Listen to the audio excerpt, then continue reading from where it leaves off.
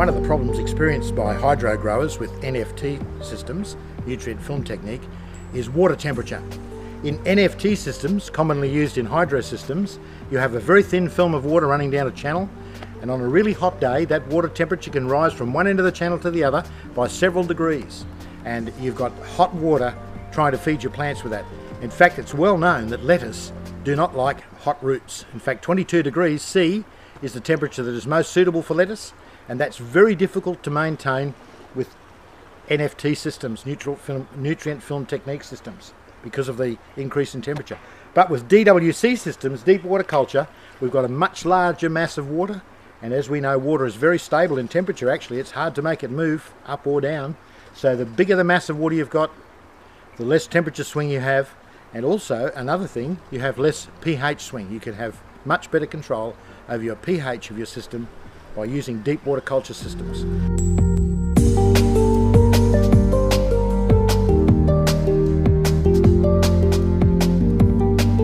This farm setup that we're seeing right now, we're converting from hydro to aquaponics, and the owner is gradually going to replace all the NFT.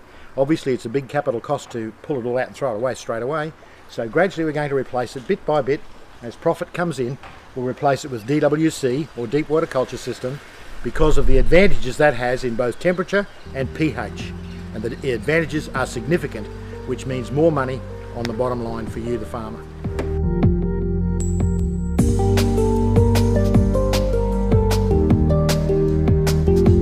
This particular greenhouse has 5,000 holes, as the terminology goes. That's holes in the NFT channel, as you can see them there behind me.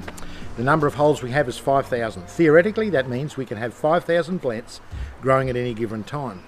But in actual fact, that's not the whole story.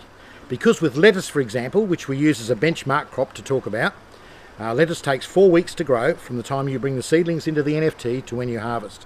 So if we have 5,000 holes, but for the sake of mathematics, let's say 4,000 holes, that means we can only harvest 1,000 lettuce per week out of a 4,000 hole system.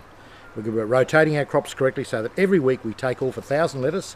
Every week we have to have another 1,000 seedlings to go into those holes to replace them straight away. If we're doing deep water culture, the same rules apply. We need to have a specific number of holes, and we need to rotate our crop in that manner. When doing aquaponics for profit, the main game is the plants, as we've said earlier. Whereas fish are going to take, depending on species, the very earliest 7 months, and some species might even take 2 years before you net a profit from them. So as you can see, in doing aquaponics for profit, the main game is the plants. I'm very reluctant to predict income levels, because that's dangerous, because for different parts of the world and in different marketplaces you'll experience different prices for your produce. But right here in southeast Queensland, it's quite possible and very easy to obtain $1.50 per lettuce for well-grown organic style lettuce. In fact, that's the bottom of the price range. We've had some clients that actually are offered up to $3 for their lettuce, per lettuce.